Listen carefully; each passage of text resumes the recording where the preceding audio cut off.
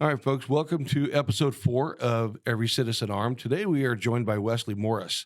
He is the owner of West Side Arms, and I think he has a really interesting story. I wanted to bring him on and talk about it. So we're going to go ahead and get started. And with that, Wesley, why don't you go ahead and introduce yourself a little bit? Give us a little bit of your story. Talk about what you've done. I know you've got the store out in Taft, California, which is I went in the other day. I thought it was a pretty slick store. I really liked it, and you showed me some pretty cool stuff. But kind of tell me your story, how you got into this a little bit. Every citizen armed ensures that every American patriot is prepped with knowledge, perspective, and firepower. He counted on America to be passive. He counted wrong. Ask not what your country can do for you. Ask what you can do for your country. So I've always been kind of a gun enthusiast, and so grew up hunting and shooting. And so in 2004, 2005, I was doing some volunteer work for the Friends of the NRA, and ended up finding a business partner that wanted to start a gun shop, and we ended up starting 10% Firearms in the fall of 2005. And so we ended up getting real heavy into the AR-15 scene right off the get-go, and sold a lot of AR-15s and parts and accessories when the off-list lower craze had started. And so that was kind of some fun times, not knowing if the DOJ was going to come a knocking or not. And so that's kind of how I got started. And we made a transition in 2018 to where I went solo, and my business partners moved to Free America. They're enjoying Arizona now. So it's just my wife and I, which she doesn't do anything other than have her name on the store pretty much. So we just keep selling guns, and kind of it's a fun way for me to have toys and also take care of the community. And in that, I mean, there's like, I know your wife's name is just on there, but really this is a family business. Oh yeah, for sure. And I'm going to get my kids a certificate of eligibility so the Department of Justice won't be pissed off when they're down there doing chores.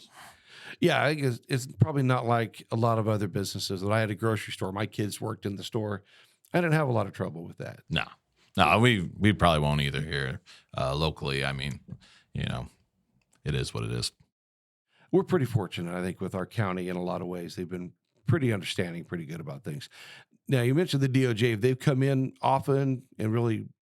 No, at the old store, we had a few audits. But shoot, I haven't been audited at all in my new store. It's been over 5 years. So sometimes they audit you, sometimes they don't. I think a lot of it has to do with volume. And then sometimes if you, rattle their cage a little bit, then it might encourage them to come see you. One of the comments you made the other day when we were talking was about paperwork, and you seem to be very in tune. And I'm sure that has something to do with why you don't see as many audits. It's possible. They got no idea how I do my paperwork because they haven't been there. So I think it's more when you get the audit started, that's when they can kind of see that you know what you're doing, and the audit might go smoother. But in general, the interesting thing about the gun business is you could be doing everything wrong and have no idea till you get audited. And so it's an interesting business to be in. But supposedly the DOJ is going to require training now that we got to do every year or something like that. When will they get their act together and get that up? I don't know. Well, you don't think a lot of government agencies are just right on the ball on these things? Definitely not. That's what kind of cracks me up. Some of the dealers out there that are real paranoid, and they're like, we're going to audit all of it. I'm like, they don't have the resources you think. They're just chasing their tail, trying to keep up, just to be able to pretend like they're, being useful. In that, there's a lot of folks out there, I've come across them, that would like to get into owning firearms. And it's very intimidating if you've never owned a gun and you want to, but you really don't know how to get to that point. For the folks that are out there that really would like to own firearms and go through the training, what type of steps, what are the first recommendations would you put in place for that? Well, I think the best thing to do if you want to be a first-time gun owner is find a smaller shop that has a good reputation, and go in there and ask them what it takes to purchase a gun in California. I'm a good example. I try to not be intimidating or pushy. I don't need to sell you the gun I want to sell you. I just want to, make sure that you're happy as a customer. And so my website's got a pretty good setup where it'll tell you exactly what you need, because there's a lot of steps you got to jump through. But that's my job, is to try to make it easier for you as a gun buyer and get guns in the hands of Californians. And what is your website? It's westsidearms.com. We'll got to make sure we promote you a little bit. I on appreciate here too. that. That's, you got to have that out there where we can. So, and a lot of folks, they have a lot of misconstrued ideas on what I need this gun or I need that gun. What is your most common handgun that you're selling nowadays? It varies, probably between the Glocks, the new Springfield Army Hellcats that we recently got on the roster have been nice. Those have been selling well. SIG 320s and SIG 365. So pretty much all those kind of 9mm seems to be the popular ones right now. Interested, you mentioned the Hellcat. That was one that just got put on the roster not too long ago, didn't it? Yeah, the roster was challenged, and we won a local case on that. And they basically said, the microstamping requirement, the load chamber indicator requirement, and the magazine disconnect requirement are nonsense. And so the DOJ appealed, but when they appealed, they did not appeal the microstamping part. And so prior to that court case going through within the last year, no new guns were available for sale in California because they had to have microstamping, and microstamping simply doesn't exist. And so there's no firearm in the world that will imprint the serial number onto brass, and it just doesn't exist. So basically it was a altogether handgun ban. Now revolvers could still get through, but all semi-autos were pretty much done. So once the DOJ did not appeal the microstamping requirement, then basically if it has a loaded chamber indicator or a magazine and a magazine disconnect, then you can put it on the roster. Okay. All right. That's actually really, and one of the roster, for folks that don't know, can help describe what that means. So in California, California originally was upset about what we call, or what some people call, Saturday night specials. And so they were cheaply made, smaller handguns that basically were being found a lot in like crime scenes.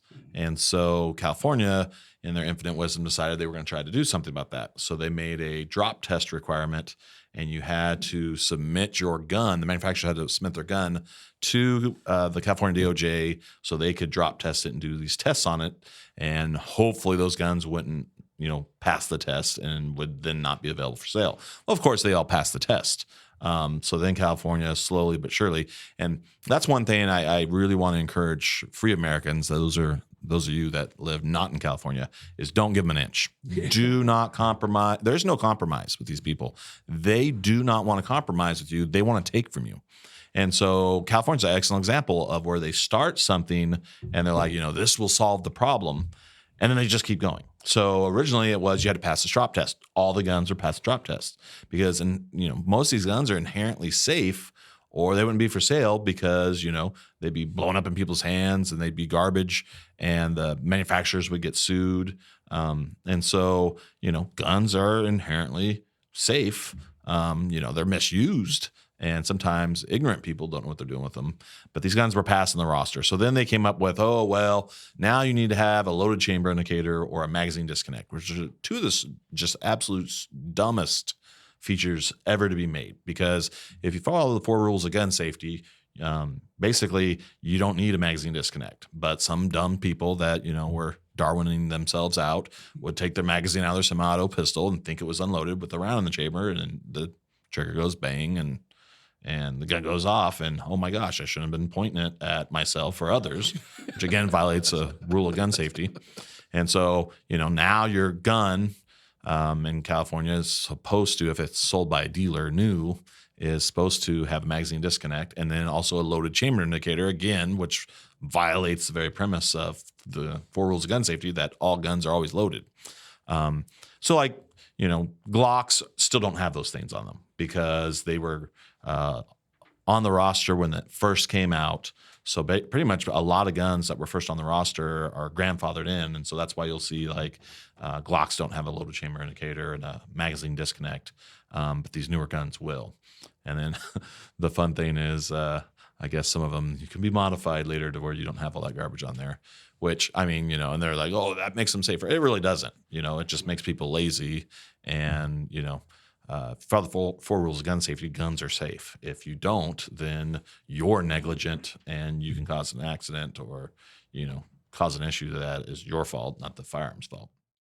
Now, there have been a lot of new laws and different things that have popped up over the past 5 or 10 years. It seems like recently the new taxes that got tossed on there. But what other type of laws have been out there that, and we'll talk a little bit about later about, some of the things you're doing on your foundation or with your group to fight some of those. But what things are out there that people may not be aware of? Can you think of any that, what type of new laws have popped up? Well, they try something new pretty much every year. It's kind of discouraging because we have no ability to stop them legislatively. We can try, through some backdoor deals and some maneuvering, but if the Democrats want to pass something, the Democrats are going to pass something. In the state of California, that's just the reality. So, that's why, when guys were running around open carrying their long guns unloaded there for a while, and they're like, it's our God-given right. Well, that pissed off the anti-civil rights bigots, and they decided they were going to ban open carry in California. And they're like, that's unconstitutional. Yeah, it is, but they have the votes to do it. Right. So, basically California is just coming up with a new scheme all the time. So that 11% excise tax here recently has probably been the worst thing. Then they also made it to where you only buy one gun a month. It used to be only one handgun a month. Now it's one firearm of any type. So let's say you go to a Friends of NRA dinner or Rocky Mountain Elk or Ducks Unlimited. You go to one of these dinners and you win 4 guns. It's going to take you 4 months to get all 4 of your guns. It's just ridiculous. So, and it doesn't make us any safer. It just reduces the number of guns that you can buy. And what I like is the kind of customer that says, well, okay, you see that as a limit. I see it as a challenge. And so they try to buy a gun every month, and I get guns stacked up, and as soon as their 30 days are over, we're starting the next one. So, you can see it as a limit or you can see it as a challenge. But it's just all nonsense. But they're going to keep passing what they want to pass because there's just no way we can legislatively stop them. But you don't have the votes. And I think that's what folks that are outside of California don't understand, that when you take California as a whole, 75% geographically of California is conservative. We'll call it red. That's when you think about that. And only 25% of that is going to be blue or liberal. But unfortunately, 75% of the population live in that 25% of the liberal area. So if people start thinking about land mass and the whole geography of it, the majority of California is pretty conservative. Especially where we're at when we look at this. So that 11% tax, is that one that has a sunset clause in it? Will that expire? It's just there. They don't have to renew it. So, yeah, no, it's 11% add on to all guns and ammo, and that's just the way that is. There's some challenges to it, but it's going to take a while before those could even have a chance. When I look at that kind of like a sin tax, and that really, the people that's hurting is going to be the lower income, the folks that might live in a worse neighborhood that want to take care of themselves. Yeah. If you kind of heard things like that at all? Flat taxes like that, they generally end up hurting the lower and the middle class more because rich people still have the money. They're going to go buy what they want to buy. So, and, in California's case, it's just simply a way to try to reduce the number of firearms and firearms owners, period. That's all they care about. Yeah, make it as hard as we can, and maybe more people will just stop doing it because it's just too much hassle. Yes. And we see that an awful lot in, not just in guns, but a lot of different things. So when I was in your shop the other day, and you made a comment that I didn't realize, the new regulation as of January 1 about cameras. You want to enlighten us on that? Because that one I thought was pretty interesting and kind of disturbing in some ways. But I get it maybe in some, but really it's just not right. And so what California did is they, without any evidence that guns are disappearing from gun shops or, theft is an issue, they basically decided that they just want to increase the cost and even just the ability for gun shops to exist. And so what they did is they required, as of January 1, you have to have surveillance video with audio and video of every interior door of your building. and then also of any guns out for display, and then also of any cash registers or point of sale platforms. You have to record all those areas 24/7, 365, and you have to retain that data for a whole year. And so what I ended up doing is I got lucky. I was able to, in my small shop with 360 cameras, I was able to do 2 360 cameras, and that probably would have did it. And I added one more. So basically I got 3 cameras that make me in compliance, but to do the hard drive space to make that feasible cost me about $9,000. And so, yeah. So anything that happens in my store now is audio and video recorded for over a year. And I think that's something a lot of folks don't realize. We could keep putting all these rules and regulations and laws out there, and all they're really doing is making it more expensive for the business owner. Yeah. And it actually, that one probably was the biggest blow to dealers in the state in a long time. And so there was a lot of dealers just like, I'm done. Like kitchen table guys, like what is your facility? So your whole house? There's really no guidance there. So once they come in and decide to audit you and they say, hey, you don't have cameras everywhere, like, will they shut you down? I don't know. It's quite interesting. And the whole reason of this thing, and what's interesting, I think on a First Amendment level, is they actually tell you cannot release that footage to anyone other than law enforcement or with a warrant. And so, good example, me and a customer were in there kind of late one night around 7:00, and a gentleman walks in through the front door, and I peek around my column I got in there, and I see him kind of like lift his arm up and put his arm back down, turn around and walk out. And I'm like, what was that? And my customer was sitting where you were sitting the other day, and my customer's sitting there, and he's like, blood, lots of blood. I'm like, what? So I lean forward and I look over there, and there's blood all over the floor. And so what this guy had done is a block and a half down, he was just drunk and like just angry at the world, put his hand through a plate glass window and bled all the way down the block and a half to my store, walked by, saw us in there, and decided he wanted to share the joy, and walked in and bled, in the entrance. Didn't even really say anything, and turned around and walked out. And once he walked out, I could hear him yelling and screaming. And so I told my customer, I'm like, just go lock the door for me real quick. Yeah. Because, we don't need that. We don't need that noise. Well, so I've got good video of him in my store. Well, technically, if I give that to local law enforcement without a warrant or a subpoena, I'm violating that penal code. And so, let's say you're in there just being a rather rude customer and just a real pain in the butt, we've all seen those videos where, hey, be aware this guy here is just uncontrollable, out of control. In theory, I can't post that on my social media because I'd be violating that law.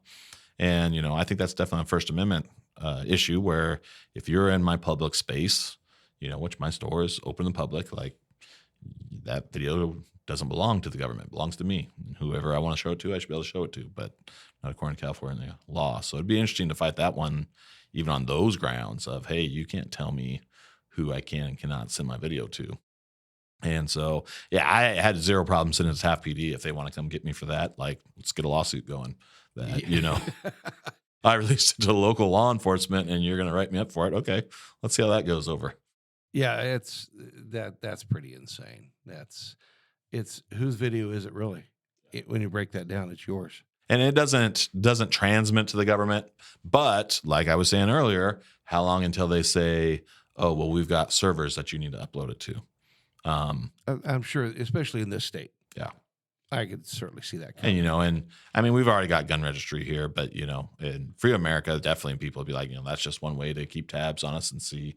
And the reality is really what's going to happen is if somebody ends up, committing a crime with a gun that I sell, they're going to want that video just so they can sue the crap out of me and sue the manufacturer and basically try to, use it against us. That's really what they're up to. I know we do the background checks here, and it doesn't matter how many guns you've bought, doesn't matter anything, but you have to run a background check every time, don't you? Not just background check, you got to cool off. So, obviously lots of people already own guns, but you got to cool off for 10 days to get another gun.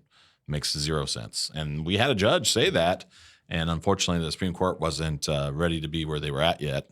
And so they ended up upholding that one, saying that it's reasonable that you've already got numerous guns that you need to cool off to buy another gun. Yeah, there's no logic in that. No logic. If you're, and that's one of the requirements. If you're a concealed carry permit, yeah, you've had to go through some training. You have to have done that. And you have to be up on it every 2 years, right? You got to be on top of that. And in that, now, do you do any training at all? Or No, you just, no, I'm too busy for all that. So I didn't mention earlier when you said, tell me about yourself. I used to teach by day and sell guns by night. I was full-time high school history teacher, and now I'm in high school administration. So I'm pretty busy. I would imagine. That's actually, it brings up a question I hadn't really thought about. You hear a lot about the idea of teachers carrying. What do you think about that? You would have a better idea than most, I would think. What? It's interesting. I used to not be like gung ho about carrying at school just because I got other things to do, and schools are generally pretty safe. But the more I thought about it, the more I was like, I'm armed everywhere else. Why shouldn't I be armed at school? In general, most of my colleagues and even my students, because we can talk about current events in history, they're like, well, we wouldn't care if you had a gun. So it is an interesting concept that, if I'm armed just about everywhere else I go, why not be armed at school where, it could do me some good. I think with proper training, other states are doing it, and it doesn't seem to be an issue. I do think it's silly that California now prohibits concealed carry carriers or concealed weapon permit holders from carrying on campuses. That used to not be the issue. Like prior to, I think that was 14, 15, 16 is when they finally banned that. But prior to that, you could be armed on a school campus all you want. And no CCW holders had ever had an issue on a campus. And California decided, nope, it's a non-issue that we better go solve the problem on. Yeah, let's create a problem. Well, and that actually kind of brings another question in a way. And you're very involved in the laws. You know better than most. You probably in the industry, you're going to know more. But I really don't hear of any concealed carry owners out causing a lot of trouble in general. If you're doing it legally, that's not the folks that they should be worrying about. Yeah. And these laws they impact the law abiding, because your criminal is not going to care that, there's an additional charge added on, especially in a state where we've, made it pretty much slap on the wrist for so many crimes, and they just keep cycling through the system. Like none of those people are going to stop carrying guns just because we say law abiding citizens can't. Well, and I hear that a lot from a lot of folks that say, well, all guns should be outlawed. If there was no guns in the world, we'd be a much safer place. Well, that's not a reality. And then they say, well, we should outlaw them all in the U.S. Well, that's not a reality either. But at the same time, I don't think the more and more we think about the border, there's a lot of guns coming over that border, and they're always going to be. We have too open of a border in general, and it's just too much space. Yeah. So that's something that I've never understood that argument. I always hear folks bring up Australia. Well, Australia doesn't have any borders. Yeah. There's a lot of water in the middle there. So in that, you're part of the California Gun Foundation. So, and I think that helps a lot of folks in a lot of communities, or has in the past. And when we were talking that day, you said you guys are working on bringing that back. Can you give us a little info on that? Well, it may be less than bringing it back, as we're doing a refocus. So our biggest case is the Pena case that is challenging the handgun roster. So we're looking forward to that being settled. But what we're more recently doing is we're trying to do a refocus and kind of a rebranding. And what our goal right now is, we've got a 2-part goal, and that's to increase the number of CCW holders in California, with a recent court decision that says that the issuing agencies cannot tell you your reason's not good enough. And so if you're a good moral character, they basically have to issue you a permit. So, literally, people that are watching this, if you live in California, you should go apply to have a CCW permit. Now, if you live in one of the more liberal areas, they're going to potentially require some expensive training, some psychology testing, or psychological testing, things like that. But, in your more conservative areas, they're just going to give you a permit. And the main hurdle really is just going to be time, because there's so many people applying that it takes that much time for the local agencies to process the paperwork. And so I think it's probably going to run you about $300 with all the fees and the training that you're going to have to do. but basically you can get a CCW. So we want to see CCW numbers increase, and we'd also like to see the increase of AR-15 ownership. And quite often the AR-15 is demonized by the media and people out there, and nobody needs an AR-15. But the interesting thing is almost every cop car in America right now has an AR-15 in it. And so why would that be? Because the AR-15 is an excellent self-defense weapon. It's low recoil, can have large capacity magazines, which, in certain situations are very important. And, they basically just demonize them despite rifles being a minuscule number of crime guns in America. It's one, the large percentage is handguns. That's what people are killing people with. But again, those are, it'd be interesting to see how many of those deaths are in criminal activity. And I don't mean like, just an angry person wanting to, do a crime of passion. I'm talking about, committing criminal activity like street gangs, drug deals, things of that nature, where, that's where the crime is originating from, not just, guy getting pissed off and deciding he's going to, murder somebody today.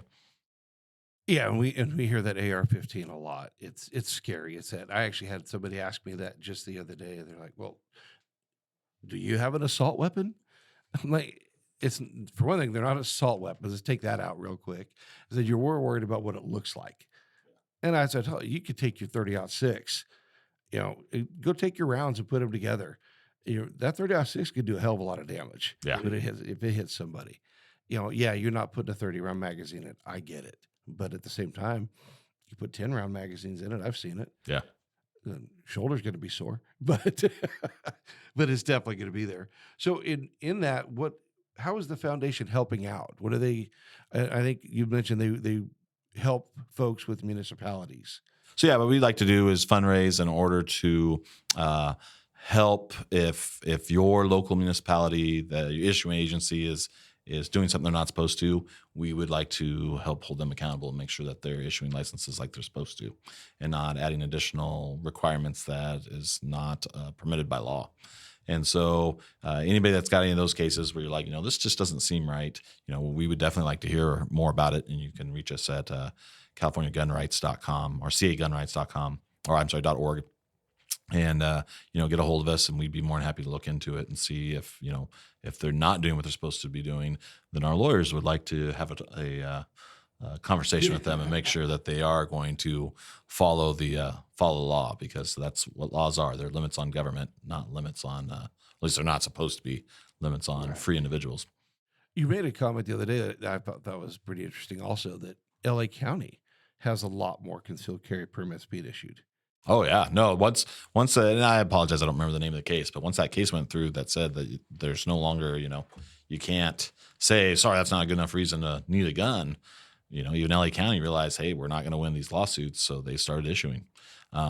They still make it as restrictive as possible, but it's definitely doable now. So, pretty much anybody that wants to get a concealed weapon permit in California should be able to get one. Well, and it used to be Kern County was number one in issuing. Now, I think you said they're number 3. Well, I know prior to that court decision, there was a sheriff up in Fresno who's like, I'm just going to issue to whoever says personal protection. Yeah. And so she was just, I apologize, I don't remember her name. She just started issuing CCWs to anybody that applied, as long as you go to, pass your background check. And so that, and Sacramento County. And so they started issuing permits like crazy. And so Kern County quickly got eclipsed, because at the time we were still requiring a reason. Mm-hmm. And if your reason wasn't good enough for the sheriff, then you would get denied. You'd tell your buddy you got denied. Then your buddy would be like, well, you didn't say you were an active outdoorsman, which is the easiest one to get it through. And then, we could still get you a permit, but it was some unnecessary hassle that probably really didn't need to be there. Always appreciated a shout out to former Chief Ed Whiting in Taft. He started the personal protection early. And so Taft was definitely issuing some permits. It was fun times. Yeah, I think Taft has a lot of really cool things going on out there. That's I've spent a lot more time out there lately, and I've been real impressed with what they're doing. It really seems like they're growing up out there. In what way can individuals get more involved with the California Gun Foundation to help out, or I mean, obviously, if you're gonna have lawyers on hand, you're gonna need to do some fundraising. Yeah. And so we're starting to do a refocus on how we're going to do our fundraising. And we're still working on that as I speak. And so, if you're interested, we are a tax deductible organization, and we are nonpartisan. So we just care about gun rights. And so if you're interested in making a donation, you go to our website and check it out. And, every little bit helps. And I know in the past there's been a lot of conflict between the different organizations. And it really is important that we kind of spread our money out. And, there's all sorts of good groups out there. And so you really ought to think about being, supportive of all of them, be a CRPA, California Rifle Pistol Association member. They're the NRA affiliate in California. But they do good things, and they're filing lawsuits and trying to get our rights back. And then the Cal Guns, or the California Gun Rights Network, we're trying to do it as well. And then you've got the Gun Owners of California, you've got the Firearms Policy Coalition. There's a lot of different groups out there that really are trying their best to do good things. And so, sending a couple bucks their way when you can afford it is really helpful. Yeah, absolutely. Yeah. And I've been to a lot of different dinners, whether it be an NRA dinner or California Waterfowl or the Deer Associations, the dinners and things like that. And that's where they seem to hand out a lot of guns. And that's where that's just another way to support them. Get in there and you might win a gun at the same time. Are you seeing more and more young folks get into, like 4-H or that are shooting, Boy Scouts, Cub Scouts, whatever? Are you seeing many of that? And if not, how could we fix that? We've got to get kids involved. Yeah, it just varies. There's definitely some kids out there that enjoy the shooting sports, and there's others that, they sure like their video games. So, it's just a matter of individuals inviting them to come out to a safe shooting event and doing that. The Friends of NRA has been really good about that. They fundraise to try to provide youth shooting opportunities. And so like our local sportsman's club, Taft Sportsman's Club, we do a steel match every fourth Saturday of the month, and we let youth shoot for free. And so they don't have to pay anything. We provide guns and ammo that they can use under our supervision. And so we try to make it easy for them to come out and shoot. So if you as a parent want to, expose your kids to some shooting sports, we have that opportunity. Sportsman's Club also does a youth trap. So on Thursdays they shoot shotgun trap. And so you can bring your kids out and they can shoot that for free too. So there's a lot of opportunities out there. And if you're interested, I would definitely contact Friends of the NRA to see what kind of funding they could provide if you were interested in having some sort of youth shooting outreach that we could get more kids out shooting. So Taft has a Friends of the NRA. Does Bakersfield have a Friends of the NRA also? Yeah, there's quite a few actually in there. I think Bakersfield, I think Delano might run one. There's quite a few here and there. And so, if you just get on the Friends of NRA website, they'll have a kind of a dinner locator that you can see where the different dinners are. Okay, very good, very good. With that, I mean, there's a lot of, we've talked a little bit about the laws that have been coming up in the past. Kind of look at it 5 and 10 years out. We know California's going to keep making it hard every chance they get. And then some of it may go to the Supreme Court, get overturned. Some of it, may not make it that far because eventually folks run out of money or just it's expensive to run these court cases. But looking ahead 5 to 10 years, do you see any big hurdles jumping in front of us that gun owners need to be aware of? Well, the anti-civil rights bigots in Sacramento are going to continue to infringe upon our rights. And so really our only hope is the courts and litigation, which I am feeling hopeful on that front with the Supreme Court being 6-3 right now. And with the Bruin case, I think we're going to see some positive things come out. I think we might see I think the assault weapons ban is on its final days. Will it take a year, 2 years, 4 years? I don't know, but I think it's going to come to an end. They're going to rule that one of the most popular firearms in America is there for civilian use and is a civilian gun. They like to say a weapon of war. There's no military in the world that uses an AR-15.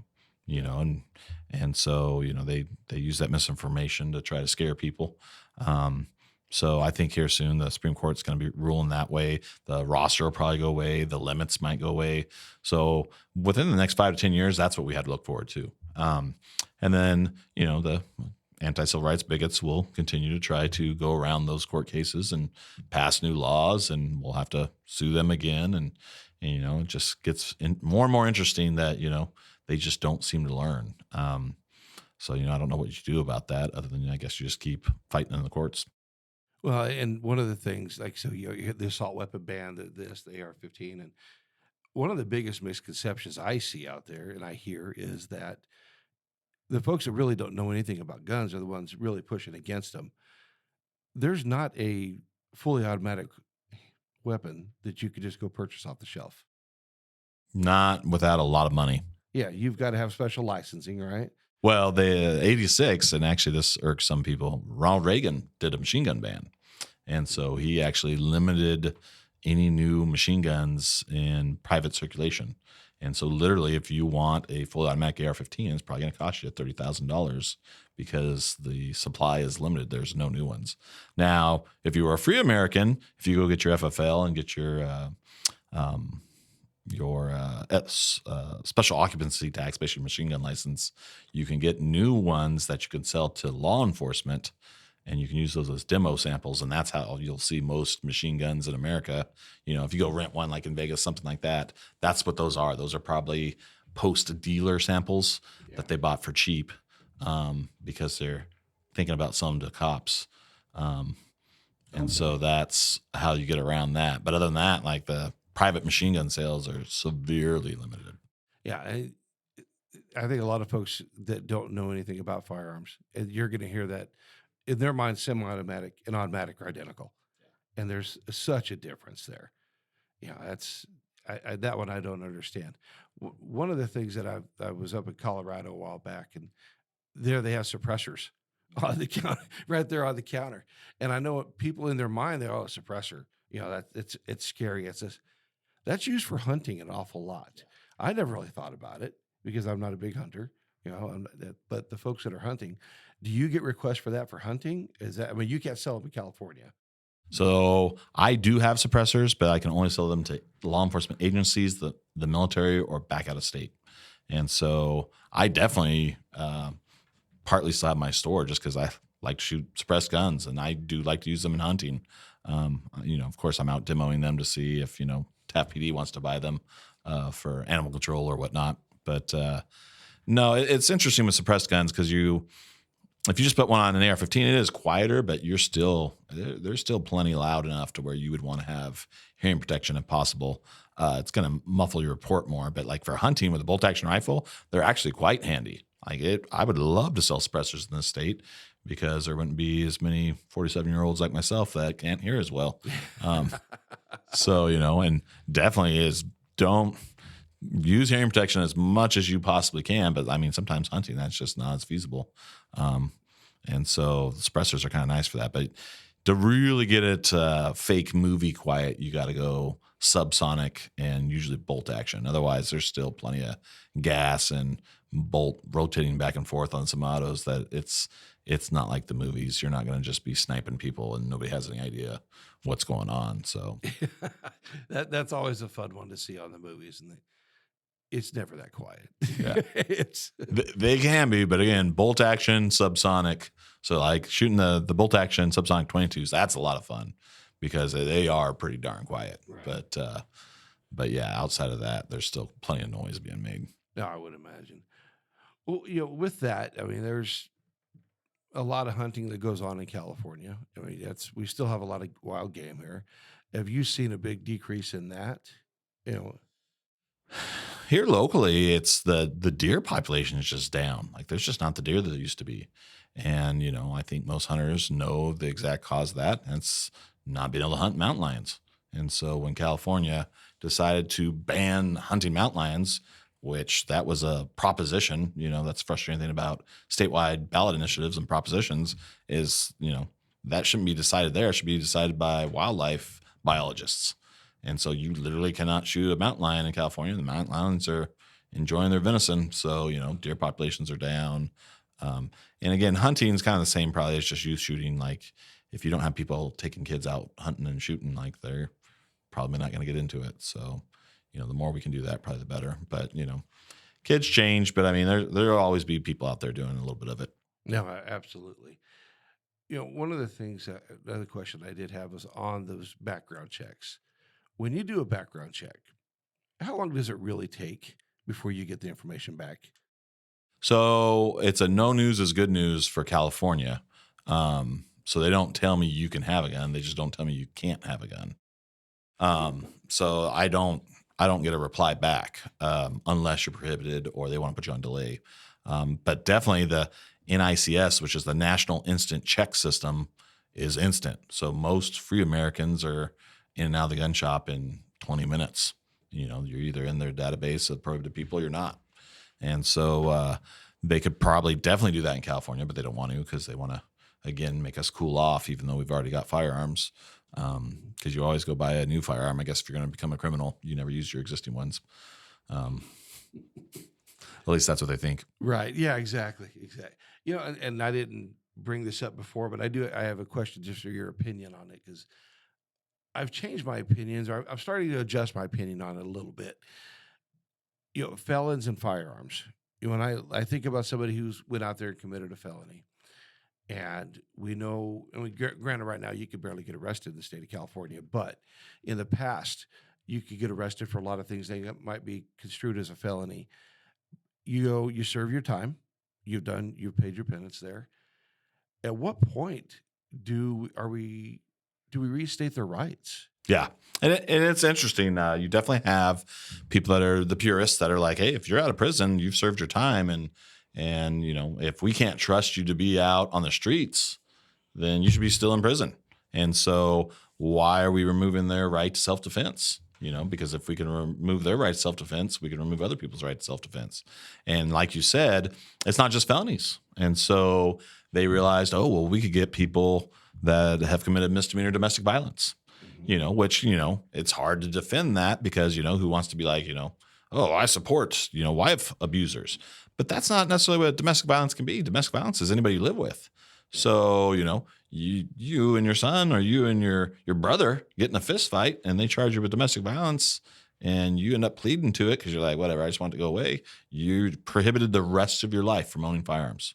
And so what's to stop them to increasing the misdemeanors that they want to make? They just keep taking a little bit more and more at a time. So, I think it's important that we kind of, take a more critical look and a broader look at that and realize that, when we start to say that certain people shouldn't deserve their guns, like how long until you're in one of those classes? And so I kind of, understand where you're coming from of starting to think a little more broadly that, hey, if we let you out of jail and you're, doing the right thing, you should still have the right to keep and bear arms like anybody else. And you shouldn't have to be made into a helpless victim because you can't defend yourself just because you committed a crime at some point in your life. It can be definitely debated, maybe not for, people that were involved in armed robbery, but definitely, not just having this blanket ban of, once you've been committed one of these crimes, like, you're done the rest of your life. And, definitely as gun owners, we need to think that one through because how many gun felonies could you commit in a day and not even realize it? Oh, and yeah, easily not. Now that SB2, did that add to some potential issues with that? So SB2 right now is being held up. And so SB2, could make all sorts of people criminals because you can't carry in people's establishments without their permission. There's just all sorts of places now that you would be a criminal for lawfully concealed carry. And so, the for lack of better words, the bullcrap requirements of that are still in effect, where we now have to do a 8-hour class for renewal and a 16-hour class for initial, and just some of the bullcrap that goes along with that. It's still in place. But yeah, if those other restrictions stand, like pretty much you're not going to be able to carry anywhere. And so you might, say, forget it, concealed means concealed, but next thing you know, you're looking at a felony and then, felon shouldn't own guns. Well, that's you. Yeah. And so, yeah, no, it's definitely a slippery slope that the anti-civil rights bigots know about, and they want to try to exploit. So, there's plenty of laws that correctly criminalize behavior that infringes upon the rights of others. And so that's really what we need to focus on. It's illegal to murder, not because we think it should be, but because it violates the rights of others. And so how does my carrying a concealed weapon and not harming anybody else infringe upon the rights of others? It doesn't. So leave me alone to do what I want. And so it'd be nice if we had more of those views where if your behavior is not infringing upon the rights of others, you should be free to do it. And then when you violate the rights of others, that's when, you've clearly committed a crime, not just because, you're doing something that hurts somebody's feelings. I said I've always my liberal friends that are very much against guns, and I've always made the comments that said never infringe on my right to protect you if something happens, and that's it. And it kind of stops them a little bit, makes them think about it. They say, well, that's not your job. We're gonna call the police. Well, good luck. Yeah, good luck. How fast are they going to get here? Let's be realistic about that. And that's, what they don't think about is, as concealed weapon holders, I try to avoid trouble. Like, I don't do road rage. I don't get crazy. I don't flip people off. Like, I'm real relaxed because, I've got a gun on me and that's not worth somebody else's life. So I disengage and try to stay out of trouble. But the nice thing about having the ability to defend yourself doesn't mean you have to. Right. Probably one of the most eye-opening things I did was a guy named Monty Gould. He was a CCW trainer up out of Tehachapi for a while. I think he got out and moved to Free America somewhere. Actually went in the Army at the age of like 58, rejoined. It was kind of interesting. Wow. Look him up. But he did a active shooter CCW class out in Taft. And there's a local sports bar called The Bank. And so we actually borrowed the bank in the morning before they opened and did some of our training in there.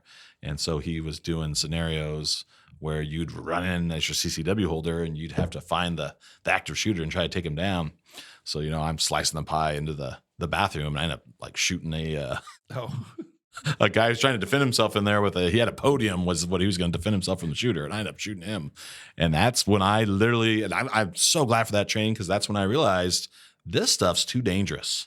Like if me personally now, I'm much less likely to get involved in an active shooting scenario because it's just too dangerous. And if you look at the headlines, there's plenty of police officers that get shot in those things by other police officers. Yes. So, if I don't have something on, level 3 armor on me that, level 4 armor on me that says police on it, that's too dangerous to go run around and get involved in that. So what I appreciated about that class is it really got me to thinking about, what are your other options? And so coveting avenues of escape, getting you and your family the heck out of there, and unfortunately other people, you're responsible for your own safety. I'm not responsible for yours.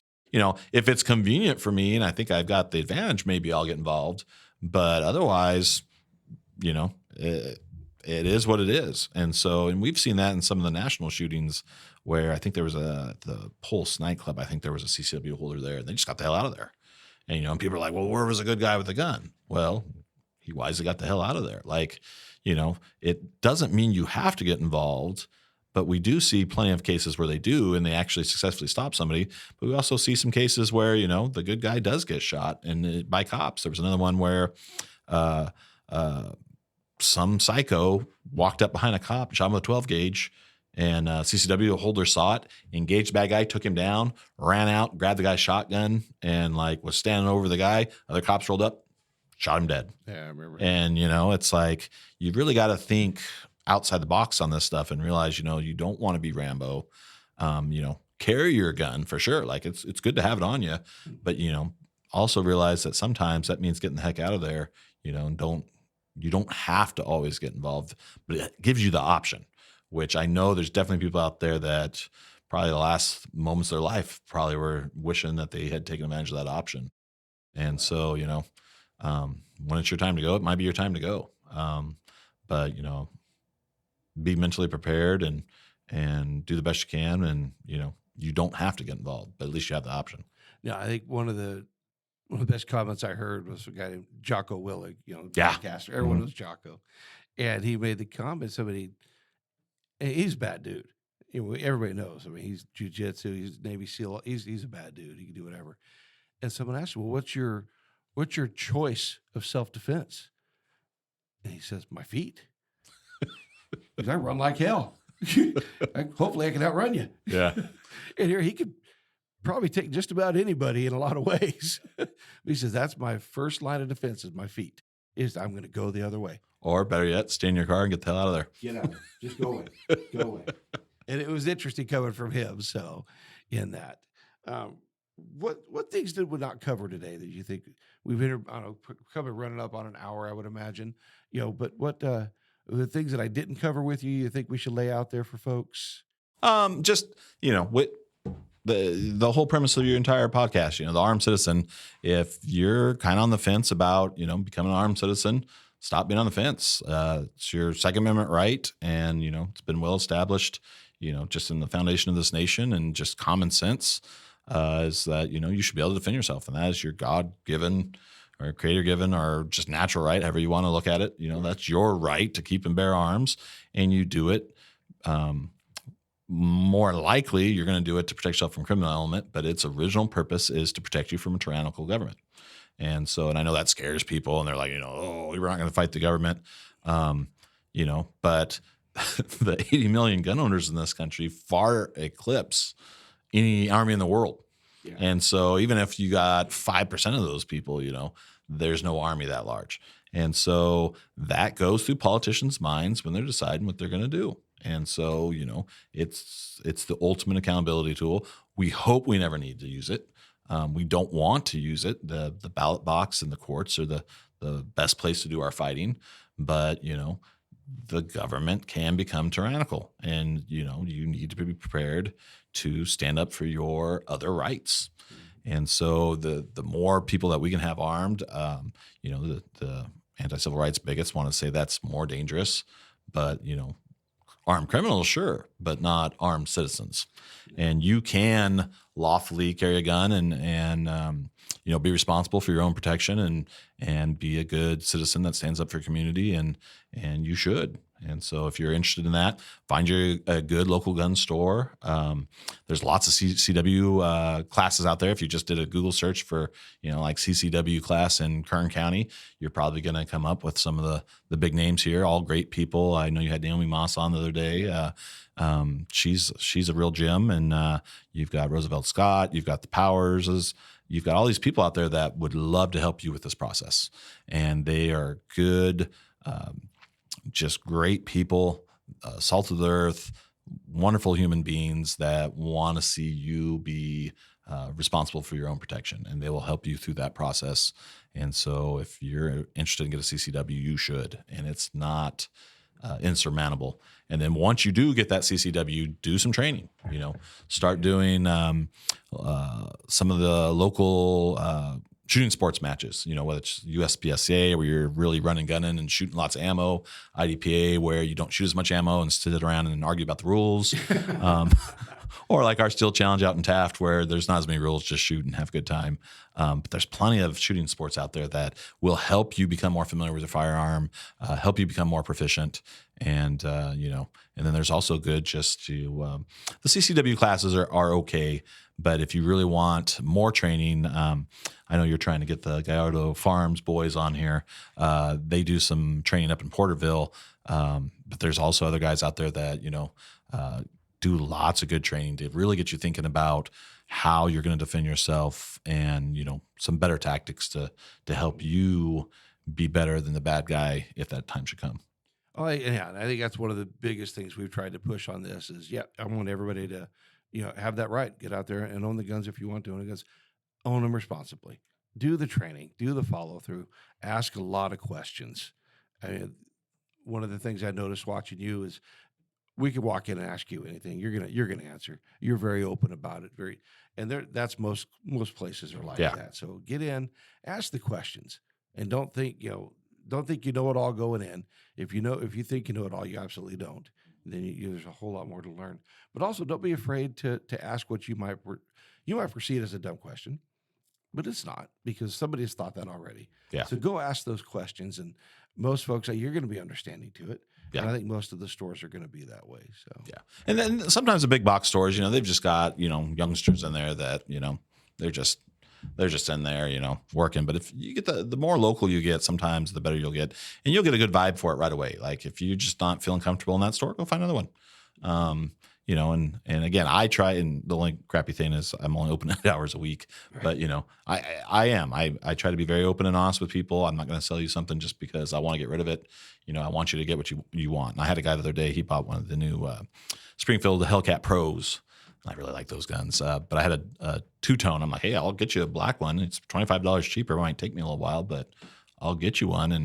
And he's like, nah, I'll just stick with the two-tone. But like, I got two-tones there, but I'd rather sell you a black one if that's what you want. Like if you're going to spend that much money on a firearm, get what you want, not just what somebody's pushing on you. And so find a dealer like that really will, not try to sell you what they want, but sell you what you want, and at least give you the options to where you can decide what's best for you. yeah, and I always recommend getting out there and shooting a few different ones beforehand to make sure, that the Hellcat's cool, but it may not be perfect for everybody. Yeah. Make sure if you have friends that are in it, go shoot a couple different firearms first. See what fits in your hand. See what you're comfortable shooting. Make sure you're okay with that caliber. Yeah. And that's what's nice about the quite a few of our local CCW trainers is they've got a lot of guns, and they want you to come out and try some and shoot them, and they're hopefully don't just say because you're a lady you need a snub nose revolver, which is probably my opinion is the worst advice you can give somebody. So, but everybody's got their own. So That is about the first gun I think everybody gets when they start thinking about this. That was my first gun, little snub nose 38.